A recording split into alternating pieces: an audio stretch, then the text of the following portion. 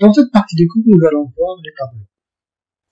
Avant d'entamer les particularités des tableaux, la première question qu'il faut se poser, à quoi servent les tableaux?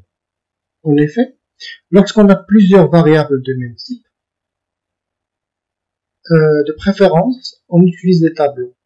Alors, qu'est-ce que ça veut dire? Ça veut dire tout simplement, au lieu d'utiliser variable 1, variable 2, variable 3, variable 4, on utilise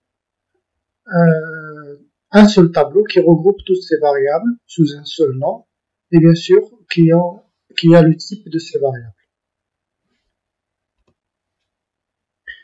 Premièrement, on trouve le premier type de tableau, ce qu'on appelle les tableaux statiques. Alors, ces tableaux sont caractérisés par une taille fixe, et bien sûr qui ont plusieurs cases avec un seul type.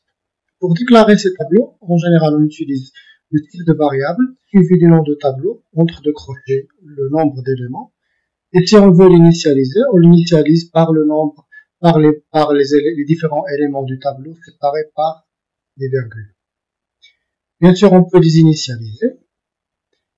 Et bien sûr, on peut, par exemple, faire différentes opérations sur les tableaux.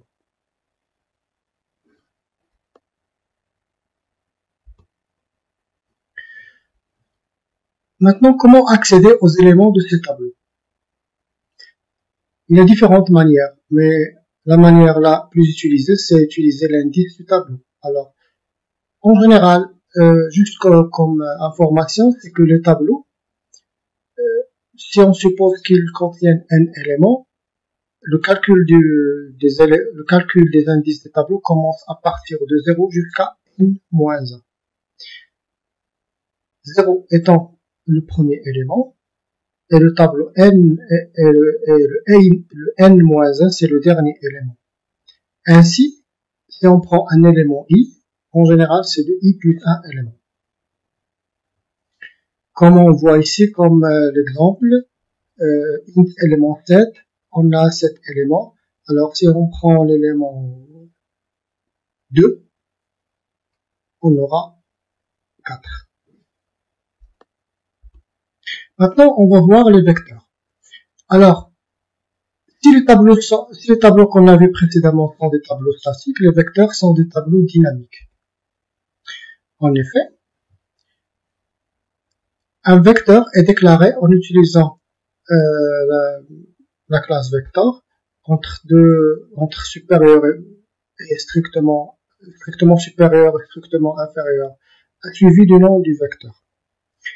On peut faire plusieurs opérations sur les vecteurs. On peut retourner leur taille en utilisant la fonction size. On peut accéder aux éléments du vecteur en utilisant la fonction add, comme notre exemple ati. Comme on peut ajouter à la fin du vecteur pushback en utilisant la fonction pushback. On peut même insérer un élément dans une position à l'intérieur du tableau en utilisant la fonction insert.